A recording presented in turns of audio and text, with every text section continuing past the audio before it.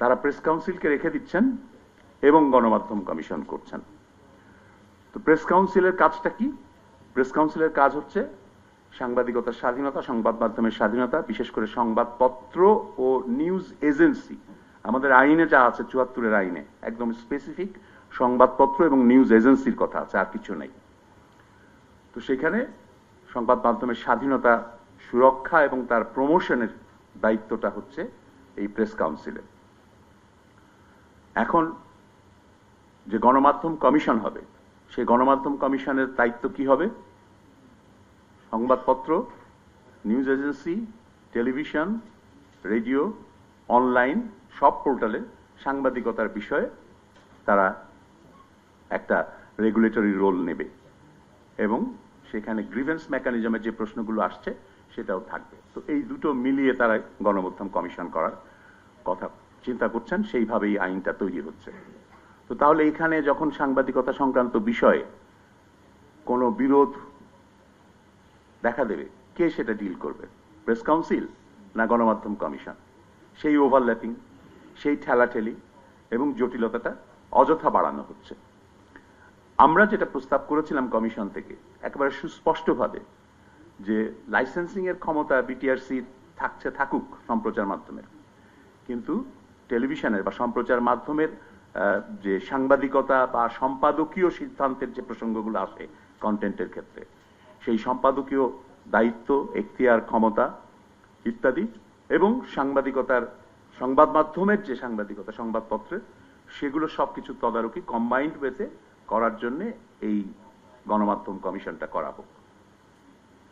আমাদের সেই প্রস্তাব এখন একটা জোড়াতালি দিয়ে শেষ মুহূর্তে এমনভাবে ভেঙে দুটো ভাগে ভাগ করে করা হচ্ছে যে এটা একটা অদ্ভুত জটিলতা, অদ্ভুত পরিস্থিতি তৈরি করবে বলে আমার আশঙ্কা।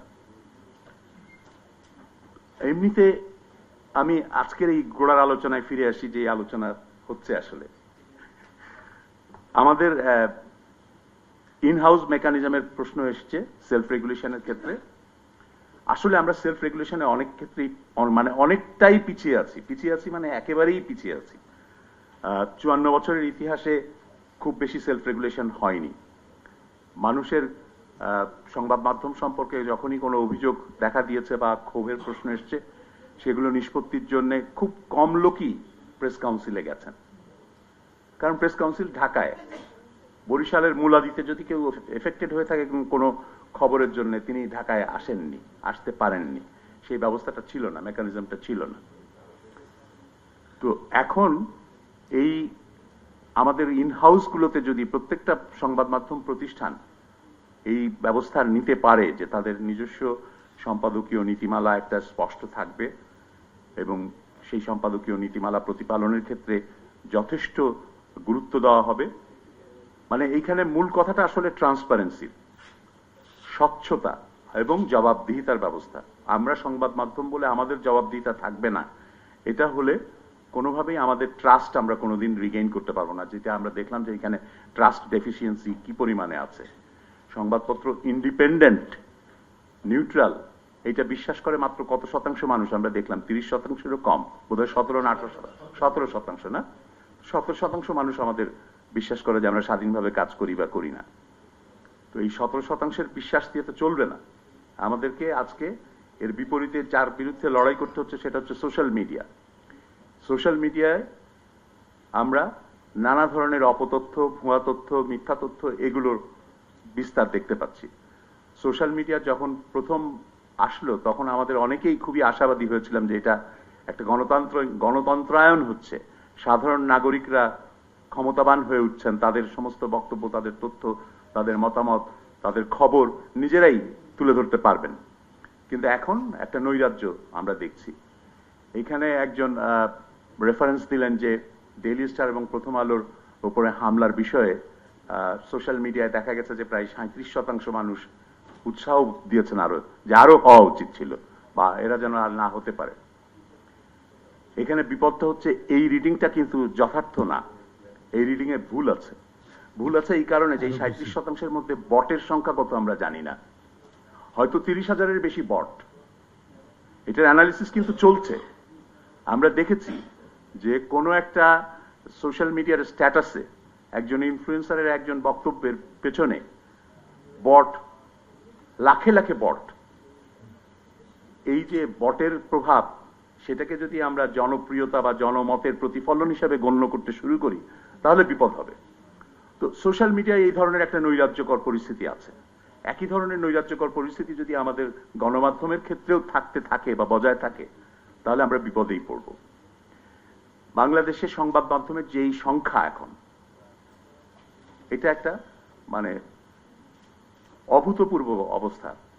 এত সংখ্যায় সংবাদপত্র, তার কতগুলো নিয়মিত প্রকাশিত হয়।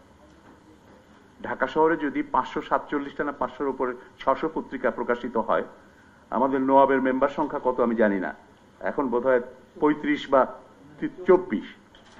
আমাদের তো একটা ক্রাইটেরিয়া ঠিক করা উচিত যে কোনগুলো আসলে সংবাদপত্র। যারা সপ্তাহে 7 দিন সংবাদপত্র প্রকাশ করে না, বা 365 দিনের মধ্যে সরকারি ছুটির যে 15 দিন, সেই 15 দিন বাদে বাকি অন্যান্য দিনগুলোর মধ্যে দেখা গেল যে হয়তো 35 দিন প্রকাশ করে সে একটা দৈনিক পত্রিকার লাইসেন্স টিকিয়ে রেখেছে, তো সেগুলোকে তো সংবাদপত্র হিসাবে সব ধরনের সুযোগ সুবিধা তারা পেতে পারে না, স্বীকৃতি পেতে পারে না। আমাদের এই সমস্ত বিষয়গুলোতে রেগুলেশনের প্রশ্ন আছে। এই রেগুলেশনগুলো অত্যন্ত গুরুত্বপূর্ণ, কারণ তা না হলে যে পরিমাণে মানে কোলাহল তৈরি হচ্ছে, এই কোলাহল থেকে প্রকৃত তথ্য খুঁজে পাওয়া যাবে না। 42টা টেলিভিশন থাকার পরেও এখন নতুন নতুন টেলিভিশনের লাইসেন্স দেওয়া হয়। আপনার এত টেলিভিশনের বাজার কোথায়, দর্শক কোথায়, কি শুনছেন তারা? তো এই কারণেই সেলফ রেগুলেশনের প্রশ্নগুলো আমাদের নিজেদের দিক থেকেই ভাবতে হবে, এবং সেই ক্ষেত্রে সেলফ রেগুলেশনের সবচাইতে গুরুত্বপূর্ণ এলিমেন্ট হচ্ছে আমাদের স্বচ্ছতা, ট্রান্সপারেন্সি, বিনিয়োগের স্বচ্ছতা, সারা বছরের আয়ের উৎসের স্বচ্ছতা। কারণ সব টাকা কিন্তু হালাল পথে আসছে, এটা বিশ্বাস করার কোনো কারণ নেই। বহু প্রতিষ্ঠান আছে যে তাদের একাধিক ব্যবসা, এক ব্যবসার টাকা আর এক ব্যবসায় এনে এই মিডিয়াকে টিকিয়ে রাখা হচ্ছে। কেন মিডিয়াকে টিকিয়ে রাখাটার প্রয়োজন হচ্ছে? যে মিডিয়ার একটা সফট পাওয়ার আছে, সেই পাওয়ারটাকে ব্যবহার করা, আসলে ব্যবহার না, অপব্যবহার করা। তো সেই অপব্যবহারটাও তো বন্ধ করার দরকার, এবং এটা বন্ধ হবে কিভাবে? কেউ চাপিয়ে দিলে বাইরের থেকে চিৎকার উঠবে যে এটা সংবাদ মাধ্যমের উপরে হামলা, কিন্তু এই হামলার তো দরকার নেই যদি আমরা নিজেরাই নিজেদের স্বচ্ছতাটা নিশ্চিত করি, নিজেদের সুরক্ষা আমরা নিজেরাই দিতে পারবো। সুতরাং আমাদের আসলে এই ট্রান্সপারেন্সির কোড অফ কন্ডাক্ট একটা দরকার, এবং এটার মধ্যে দিয়েই আমাদের জবাবদিহি নিশ্চিত হবে। সেটা সংবাদপত্রের ক্ষেত্রে হবে, সম্প্রচার মাধ্যমের ক্ষেত্রে হবে। আপনি আজ থেকে 30-40 বছর আগের কথা চিন্তা করেন, রেডিওগুলোতে চিঠিপত্রের আসর ছিল, শ্রোতাদের আসর। শ্রোতারা প্রশ্ন করতেন এবং বিভিন্ন প্রশ্নের কিন্তু জবাব পাওয়া যেত। এখন কোন টেলিভিশনে কি আপনি দর্শকদের চিঠির জবাবের কোনো অনুষ্ঠান শোনেন? 20 মিনিট, 30 মিনিট, 25 মিনিট কেউ করে না, বাংলাদেশে অন্তত করে না। বিবিসিতে দেখি আমি নিয়মিত, প্রতি সপ্তাহে রোববার সকালবেলা তারা একটা ওই দর্শকদের প্রশ্নের উত্তর দেয়, এবং সেখানে কোনো সংবাদের ত্রুটি নিয়ে, কোনো সংবাদের ভুল নিয়ে, কোনো সংবাদের সম্পাদকীয় সিদ্ধান্ত নিয়ে প্রশ্ন থাকলে সেই প্রশ্নের জবাব দিতে সরাসরি ওই বার্তা সম্পাদক, প্রধান বার্তা সম্পাদক, বার্তা পরিচালক, তাদেরকে ডেকে নিয়ে আসা হয় এবং তারা সেই প্রশ্নের উত্তর দেন। যদি বার্তা কর্তৃপক্ষ বা সম্পাদকীয় কর্তৃপক্ষ অপারগতা প্রকাশ করেন ওটার ব্যাখ্যা দিতে, সেই অনুষ্ঠানে এটাও বলে দেওয়া হয় যে আমরা যোগাযোগ করেছি কিন্তু সম্পাদকেরা কেউ আসেননি। সেলফ রেগুলেশন এই পর্যায়ে আমরা বলতে পারি যে বাংলাদেশের বাস্তবতা আলাদা আর পাশ্চাত্যের বাস্তবতা আলাদা, কিন্তু আমাদের এই কথাটা মনে রাখতে হবে যে আমাদের স্বাধীনতা আমাদের ট্রাস্টের উপরে নির্ভরশীল। আমরা তখনই ততটুকু স্বাধীনতা উপভোগ করতে পারবো, অর্জন করতে পারবো, যতক্ষণ পর্যন্ত আমাদের প্রতি আমাদের পাঠক, দর্শক, শ্রোতার আস্থা থাকবে। আর পাঠক, দর্শক, শ্রোতার আস্থার জন্যই আমাকে এই জবাবদিহির ব্যবস্থাটুকু করতে হবে। এটা না করতে পারলে এটা আমরা কোনোদিন পাবো না। সেটা ইউনিভার্সালি ট্রুথ। বাংলাদেশের বাস্তবতা যতই ব্যতিক্রমী হোক না কেন অন্যান্য দেশের থেকে, এই স্বচ্ছতা জবাবদিহিতার বিষয়টি নিশ্চিত করার দায়িত্ব এটা ইউনিভার্সাল, সব দেশের জন্যই প্রযোজ্য, এবং আমরা এটা করছি না। সে কারণেই এই সমস্যাগুলো হচ্ছে। আমাদের দেশে সাংবাদিক দেখলেই সাংঘাতিক বলে, কারণ ওই যে ক্ষমতার অপব্যবহার করা হয়। এবং শুধু এটা সাংবাদিকরা যে সবাই করেন তা না, কিছু কিছু সাংবাদিক করেন, অপসাংবাদিকতা করতে যেয়ে করেন, কিন্তু তারা শুধু তাদের জন্যই করেন তা না, তারা তাদের মালিকদের জন্যও করেন। অনেক ক্ষেত্রে বহু জায়গায় দেখবেন গণমাধ্যমের সাইনবোর্ড গাড়ির সামনে লাগিয়ে রাখা হয়েছে কোন গাড়ি, যে গাড়িতে আপনার অন্য ব্যবসার পণ্য পরিবহন করা হচ্ছে, কুরিয়ার সার্ভিস। সেটা তেল হতে পারে, সেটা কুরিয়ার সার্ভিস হতে পারে, সেটা তৈরি পোশাক হতে পারে, সেটা ওষুধ হতে পারে, সেই পণ্য পরিবহন করা হচ্ছে, কিন্তু গাড়ির সামনে স্টিকার লাগানো আছে গণমাধ্যমে। এইটা তো চলতে পারে না। আমার পত্রিকায় আমি বিটুমিনের উপকার নিয়ে, বিটুমিন ব্যবহারের উপকার নিয়ে আমি ফিচার তৈরি করব, কিংবা সেটার শুল্ক হার কমানো উচিত বা বাড়ানো উচিত ইত্যাদি নিয়ে আমি প্রতিবেদন করব। আমার যে বিটুমিনের ব্যবসা আছে সেটা আমি ডিক্লেয়ার করব না যে আমার স্বার্থ আছে এটাতে?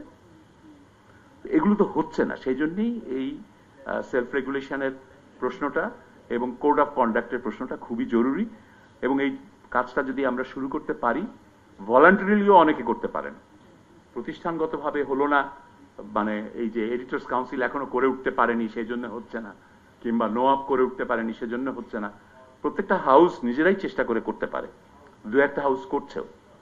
এবং এই সম্পাদকীয় নীতিমালা, যেসব হাউসের সম্পাদকীয় নীতিমালা আছে সেই সব সম্পাদকীয় নীতিমালা প্রকাশ করা উচিত, জনগণের জন্য অ্যাক্সেসিবল হওয়া উচিত এটা। তাহলে অনেকটাই আমরা সুরক্ষা পাবো। আমি আবার একটু ওই পুরোনো কথায় ফিরে যাই যে প্রেস কাউন্সিল নিয়ে আমাদের সমস্যাটা কোথায়, আমি কেন এই প্রেস কাউন্সিলের বিরুদ্ধে এত জোরালো ভাবে কথা বলেছি, অবস্থান নিয়েছি, এখনো আমি এটার বিরুদ্ধে অবস্থান নিচ্ছি।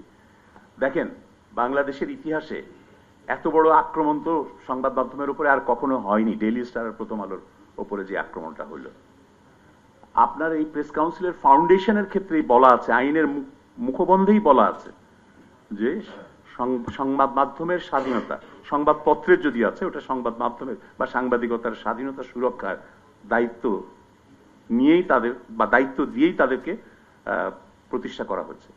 সেই প্রতিষ্ঠান থেকে কি একটি বিবৃতিও দেওয়া হয়েছে এই হামলার বিষয়ে? তো উনি এই 18 মাস ধরে বেতন কেন নিচ্ছেন? এই বিবৃতি দেওয়ার স্বাধীনতা ওনার নাই? উনি তথ্য মন্ত্রণালয়ের একটা এক্সটেনশন। তো যেই প্রতিষ্ঠান তথ্য মন্ত্রণালয়ের উপর নির্ভরশীল হয়ে থাকবে সেই প্রতিষ্ঠানের কাছে আপনি কিচ্ছু আশা করতে পারেন না। এই প্রতিষ্ঠানের মৃত্যু ঘটানো উচিত, এটা রিপ্লেস করা উচিত। সেই রিপ্লেস আপনি সরকারের উপরে নির্ভরশীল হয়েন না, আমরা স্বনিয়ন্ত্রণ করি, ইন্ডাস্ট্রি থেকেই করি, মালিকরা, সম্পাদকরা, সাংবাদিকদের প্রতিনিধিরা সবাই মিলে করি। এবং এই সাথে কথাও গুরুত্বের সাথে উল্লেখ করতে চাই আমি, শুধু আমরা করলে হবে না, এখানে কিন্তু সিটিজেন্স পার্টিসিপেশন লাগবে, সিভিলিয়ান পার্টিসিপেশন লাগবে। সোসাইটির পার্টিসিপেশন ছাড়া আমরা করে ফেললাম, এটার বিশ্বাসযোগ্যতা পাবেন না। সুতরাং সেটাও আমাদের মাথায় রাখা দরকার এবং সেই প্রভিশনটার কথাও চিন্তা করা দরকার। এখানে ব্যারিস্টার সারা হোসেন আছেন, আমি সেই কারণে আবার তার বক্তব্যের সূত্র ধরেই একটা ঘটনার কথা উল্লেখ করতে চাই, যে বিচারপতির যোগ্যতা সংক্রান্ত বিষয়ে খবর প্রকাশের জন্য যেই হাল হয়েছিল প্রথম আলোর, কিংবা আমি মানব জমিনের কথাও বলতে পারি, ওই যে টেপ প্রকাশ করার কারণে জেনারেলের সাথে সাথে একজন বিচারপতির টেপ প্রকাশ করার জন্য আপনার সম্পাদকের জেল হয়েছিল। এখন কি হচ্ছে? এখন চিফ জাস্টিস আপিল বিভাগের শুনানি কেন সাংবাদিকদেরকে প্রবেশ করতে দেবেন না? এটা তো সমষ্টিগত কি বলেন পানিশমেন্ট হচ্ছে। যদি একটা সাংবাদিক কিংবা একটি প্রতিষ্ঠান কোনো অন্যায় করে থাকে তার বিরুদ্ধে তিনি ব্যবস্থা নিতে পারেন, কিন্তু প্রধান বিচারপতি কি করে ব্ল্যাঙ্কেট ব্যান দেন যে আপিল বিভাগের শুনানিতে কোনো সাংবাদিক ঢুকতে পারবে না? এটা কি ন্যায় বিচার? আমাদের কথা বলতে হবে। সো এখানে কথা বলার জন্য কিন্তু ওই সেলফ রেগুলেটরি প্রতিষ্ঠানেরও একটা ভূমিকা আছে। আমি আর কথা বাড়াই না। আমি আশা করব যে কালকে স্টেক হোল্ডার্স মিটিং, যেটা আমন্ত্রণ যাদেরকে জানানো হচ্ছে তারা যদি যান, তারা যেন একটা দৃঢ় অবস্থান নেন। জোড়াতালি স্টিচিং আপের এটাতে সম্মত হওয়া উচিত হবে না। আমরা এই কমিশনের যে সুপারিশমালা দিয়েছি, সেই সুপারিশমালা আপনি গ্রহণ নাও করতে পারেন, কোনো অসুবিধা নেই, কিন্তু জোড়াতালি দিয়ে কোনো কিছু করে ক্রেডিট নিতে যান না যে আমরা মিডিয়া রিফর্ম কমিশনের সুপারিশ বাস্তবায়ন করেছি, আমরা একটা গণমাধ্যম কমিশন করেছি। না, এটা সততা হবে না।